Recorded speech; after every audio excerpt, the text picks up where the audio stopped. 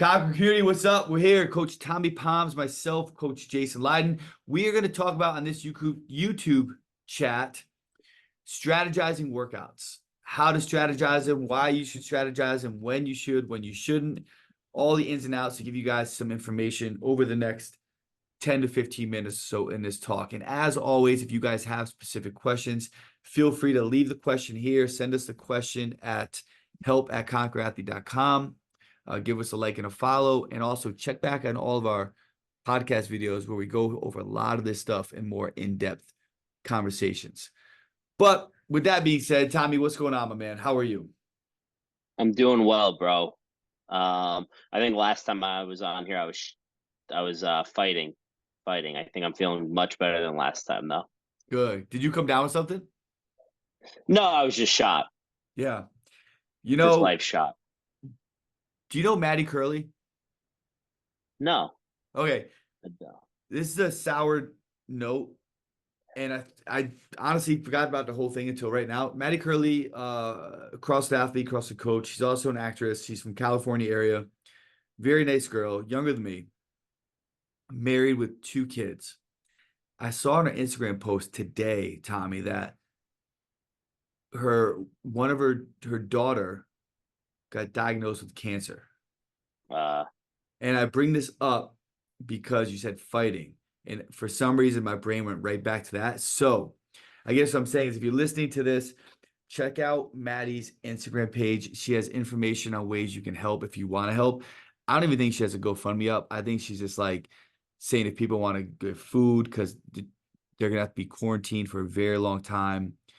And being a father of 3, like I couldn't even bring my brain to imagine what they're going through. So they're definitely fighting right now. So just some attention, everybody, and on a sour note. But one thing I have seen with the CrossFit community is that's one of the most powerful communities in helping people out, right? So I want to kind of put that out there for people to have on their radar if they're able to help in any sort of way. I'm sure it'd be appreciated. Yeah. So now we got to pivot from that statement, right? So yeah. So Tommy, man, I don't even know how to pivot from that. It's like talk about like context and bringing up the wrong thing at the wrong time, right? So yeah. So all right, training. How's your training going? I saw you doing some full body stuff yesterday, looking yoked. I'm looking all right, bro. I'm trying to get back into it. But yeah, I'm doing some full body, some metcons, a little bit of running. I ran yesterday. I saw a sub 5-minute mile pace on the runner. I was booking it.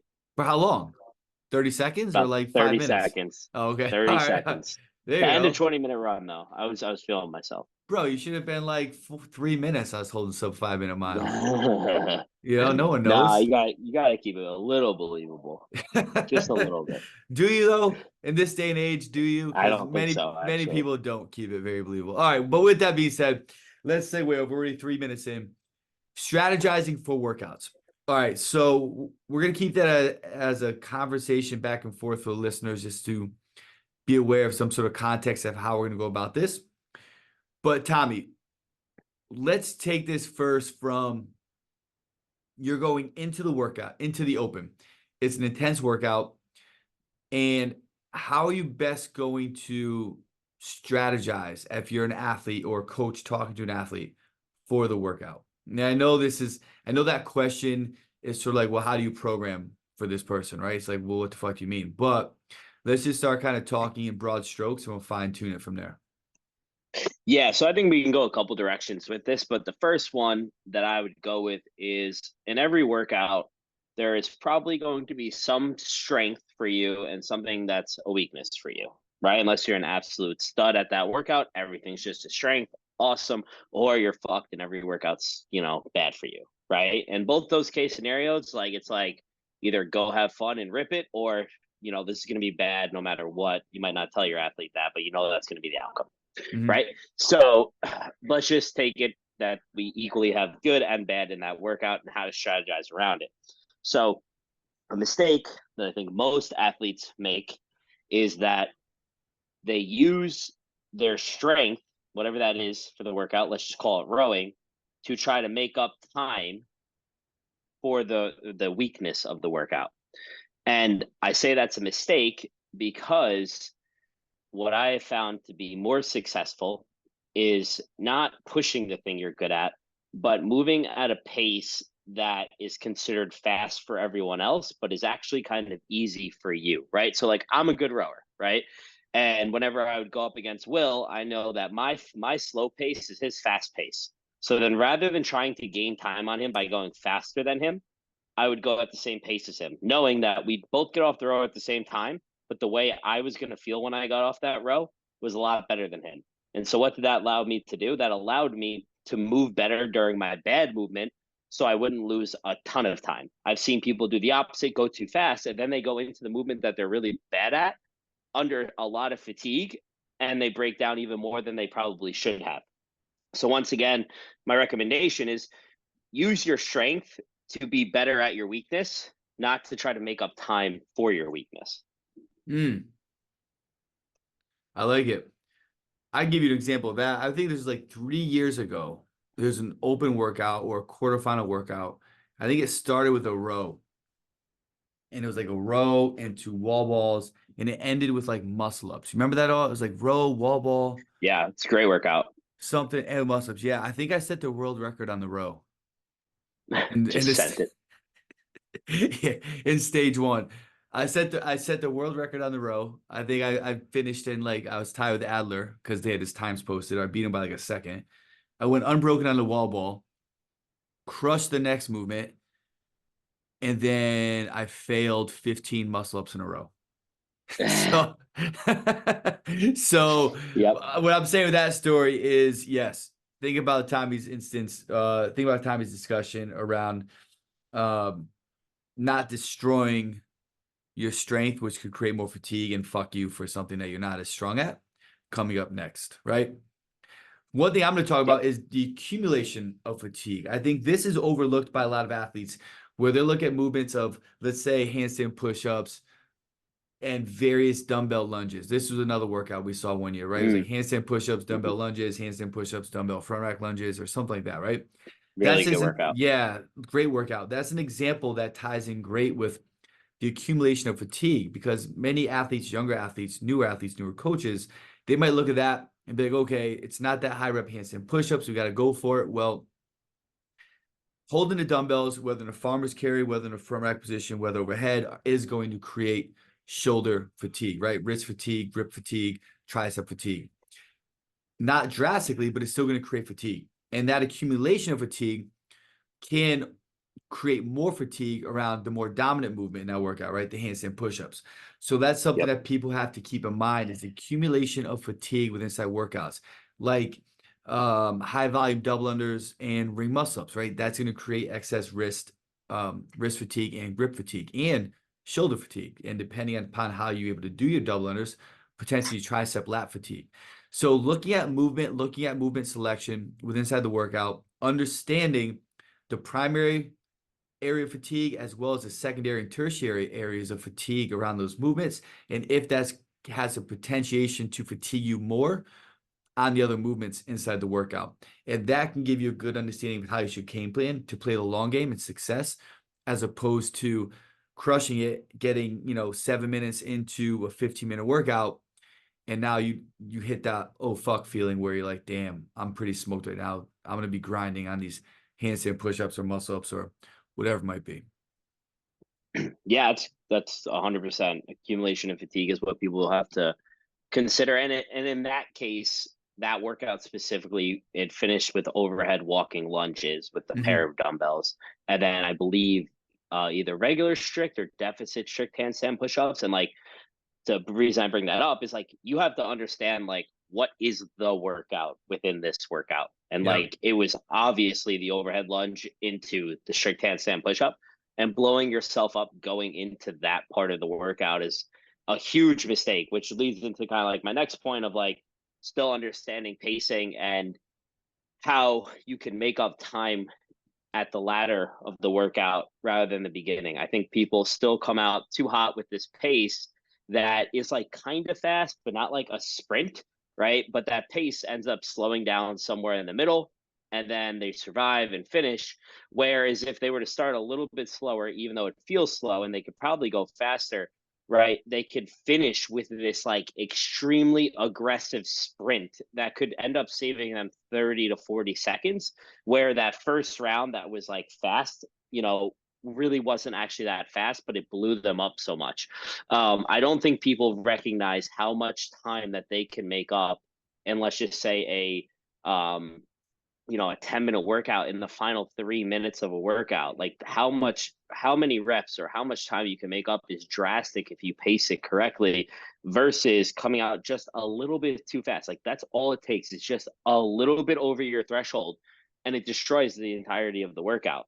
And people see this who aren't actually like competitors, like people who don't compete often or aren't around people to know that they shouldn't be going off of someone else's pace. They have to worry about their own.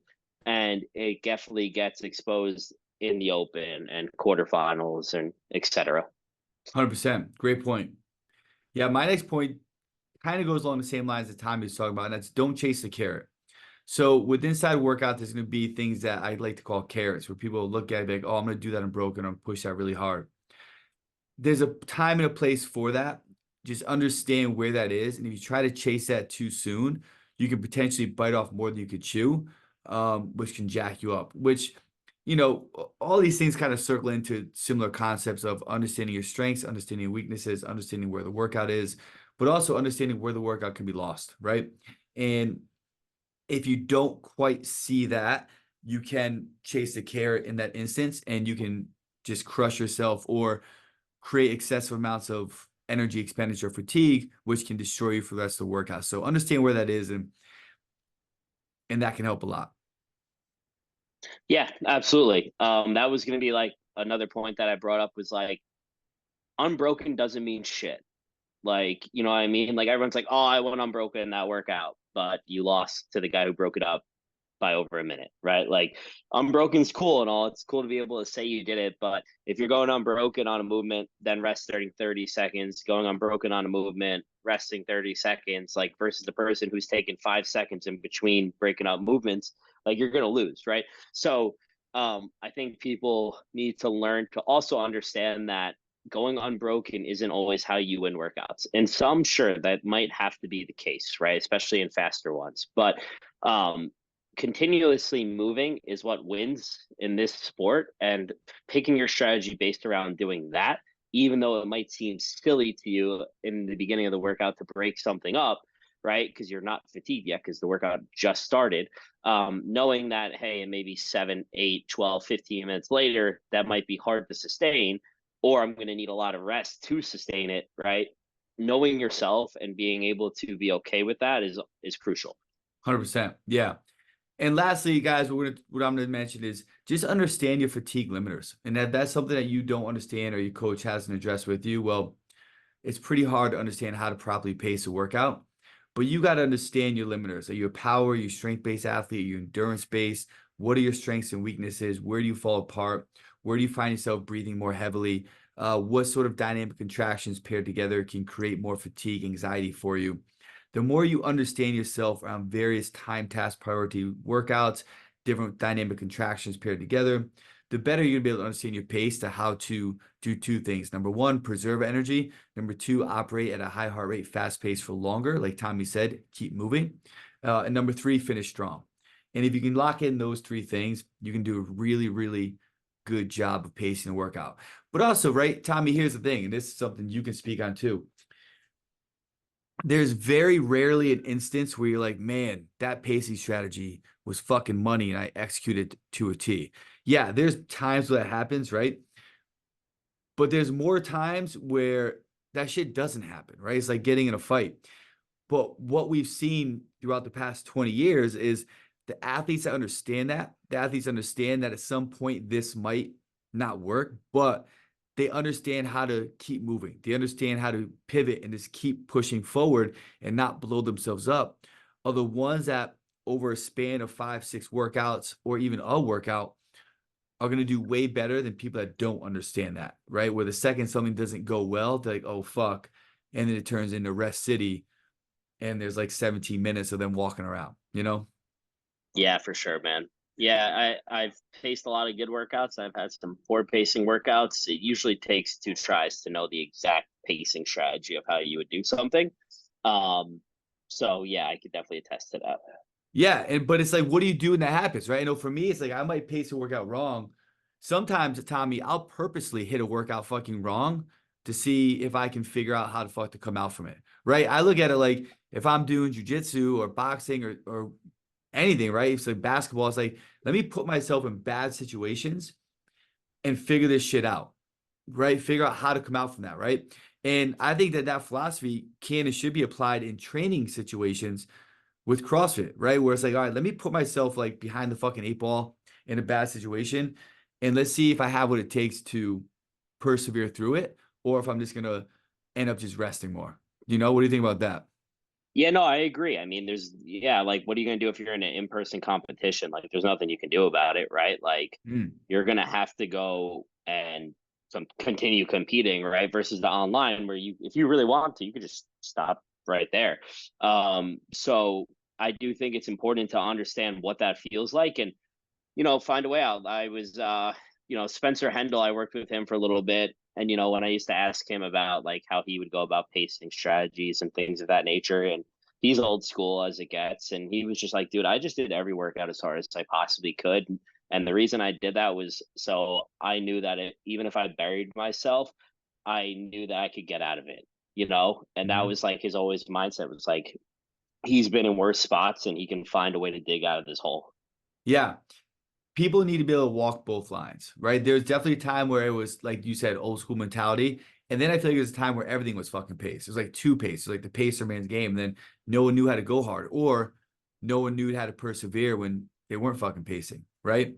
Yeah, Um, and it's definitely coming back around, but the more they know of both, the more successful they'll be of understanding how to strategize workouts. for sure. Yeah. Awesome. All right, guys, that brings us to the end. 16 minutes of this. We hope you guys enjoyed this YouTube chat with Coach Tommy and myself. As always, give us a like, give us a click, give us a follow, all that fun stuff. That actually helps us get more guests on the show, do more things for you guys, and provide more information in a way that can be beneficial for you. So I had no mic drop as a closing. We'll see you guys later on the next show.